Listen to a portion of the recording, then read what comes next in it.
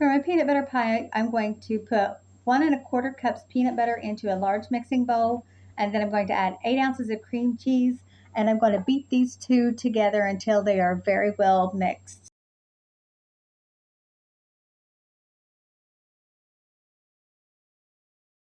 Now I'm adding 1¼ cups powdered sugar and ½ cup of milk. And I'm going to mix all of those together very well.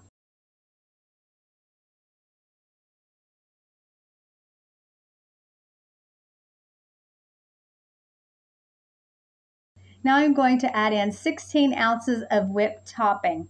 I'm going to fold it over into the peanut butter mixture.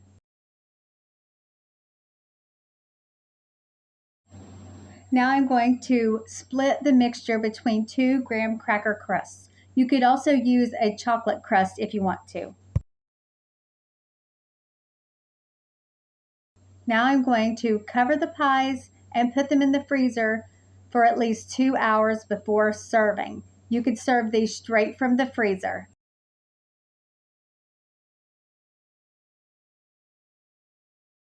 That's all for this video. Thank you for watching, and I'll see you in the next one.